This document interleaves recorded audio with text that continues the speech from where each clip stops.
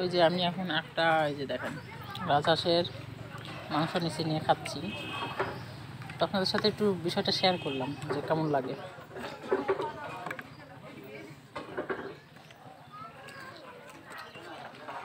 আসলে এত সুন্দর জায়গাতে খাইতে আসছি বুঝছেন, ওইদিকে ঠান্ডা লেগে আমার পেটের অবস্থা খারাপ, তাও খাচ্ছি এখন আল্লাহ ভরসা।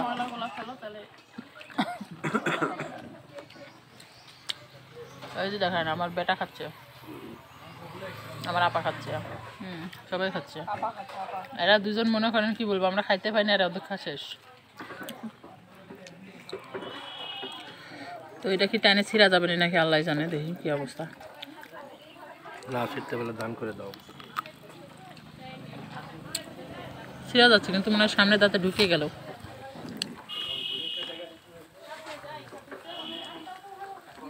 ভালো ভর্তা নিবা? টেস্ট আছে, টেস্টটা অনেক ভালো। আর যেহেতু রাজহাঁসের মাংস এমনিতে একটু মিষ্টি ফ্লেভারটা অনেক সুন্দর থাকে,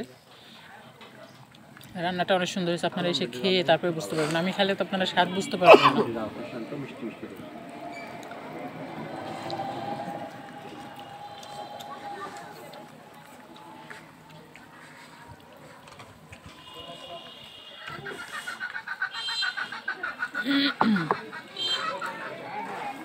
আমার সবাই আছে এখানে, তবে আমার আব্বা আমার বাড়িতে আর আমার ছোটো ভাই ঢাকাতে, তো সবাইকে আমি মিস করছি, কারণ সবাই একসাথে খাইলে বেশি ভালো লাগতো, মজা লাগতো। ফ্যামিলি সবাই যদি একসাথে খাইতাম। তো আমরা ঘুরতে আসছি, এসে যে খাচ্ছি।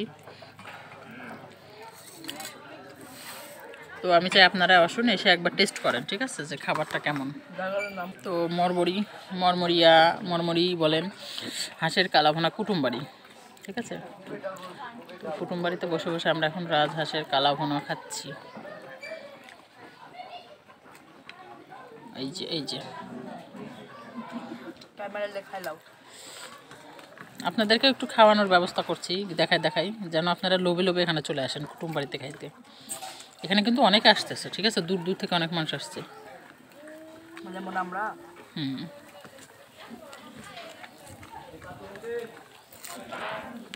তুমি কিছু নিলে বলো। হ্যাঁ,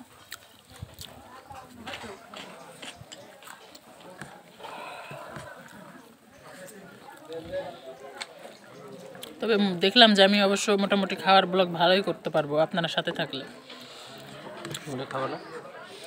হ্যাঁ খাবো, দেখো আমারটা নিজেরটা না খাইয়ে ফেলে আবার আমারটা দেখো, খাওয়ার জন্য বলছি খাওয়ার।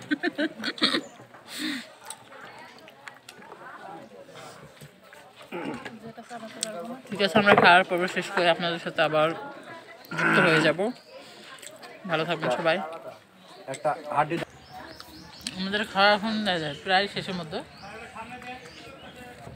তো এখানে প্রচুর মানুষ আসছে, এই যে আমরা আসছি মোটামুটি মানুষ ছিল তখন, তো আমরা এসে খাওয়ার সময় মনে হয় যে একেবারে সব সারা মনে ভরে গেছে, অনেক মানুষ আসে এখানে।